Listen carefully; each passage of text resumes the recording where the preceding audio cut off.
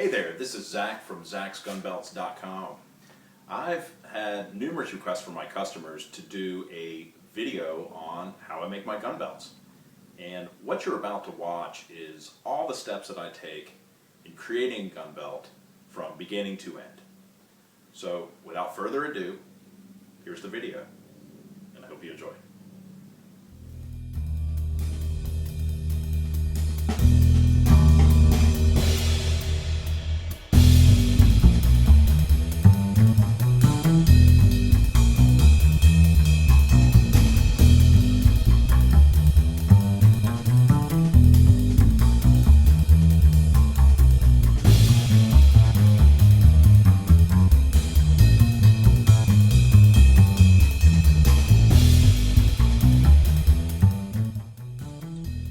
The cut of leather that I use is what's called double shoulder.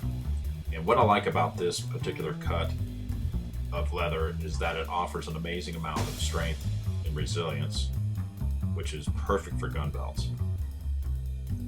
Also, the thickness of the double shoulder is very consistent throughout the length of the straps. The belts come out about 1/4 of an inch thick.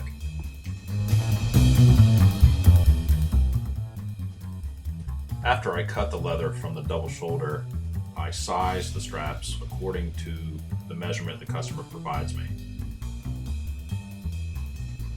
In addition to sizing the straps, I'll trim and round off the sharp edges with an edge beveler tool, which results in very nice, even edges on the belts.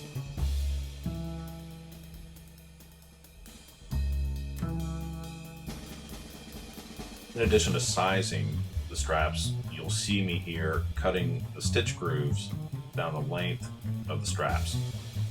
What these stitch grooves do is bring the thread stitches down below the surface of the leather and reduces friction, which in turn minimizes the chance of the top or bottom thread fraying over time.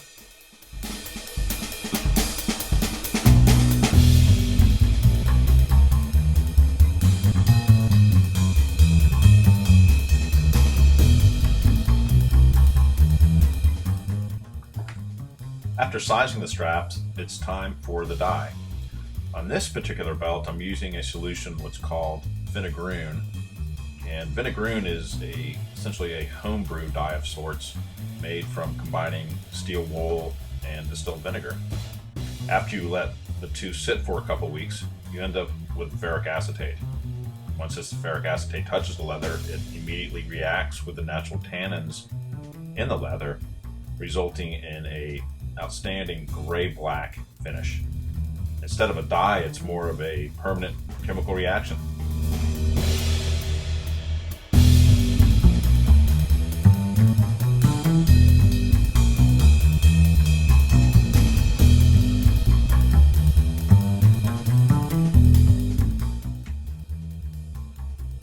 After smoothing out the bottom of the straps with the sander, it's time to put on the contact cement on the straps. This contact cement obviously bonds these two straps together, creating the belt. And what you do is just obviously put on some of the contact cement, let it dry for just a second, and put the two pieces of leather together as evenly as possible, which is actually pretty difficult. And once you get them together, you just compress it a little bit with some weight. As you'll see, I'll just use center blocks. Now, I'll let this cure for at least 12 to 14 hours before I do anything else with the belt.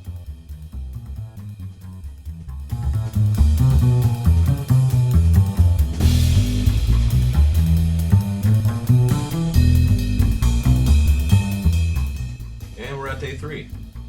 At this point, once the straps are glued together and dry, I just sand off the edges, making them nice and smooth to finish them.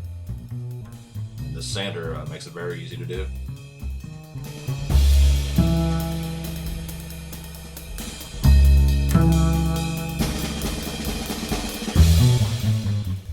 And here you're see me dampening the edges of the belt with a foam brush, just a little bit of water, and then right here is applying glycerin saddle soap, and this aids in the burnishing of the edges.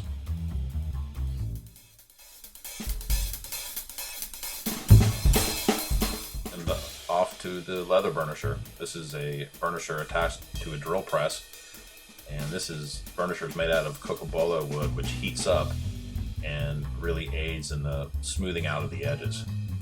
And in the end, the edges come out nice and smooth and round and really attractive.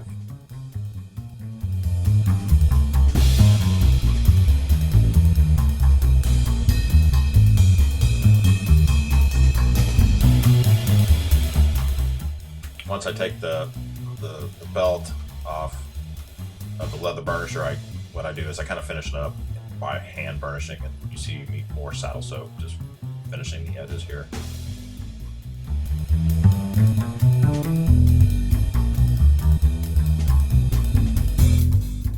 After I finish the edges on the belt, it's off to the sewing machine.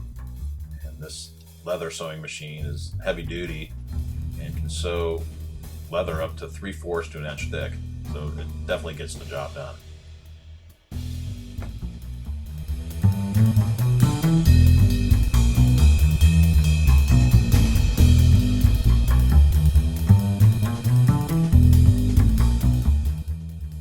This is by far the most nerve-wracking part of making the belt.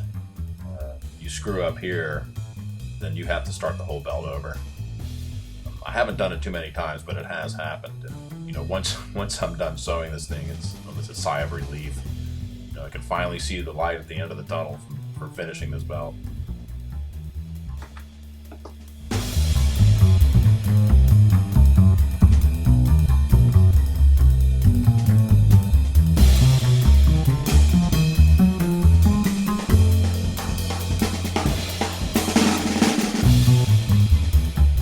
After the sewing machine, it's time to attach the buckle, hand sew the belt keeper, and punch the holes.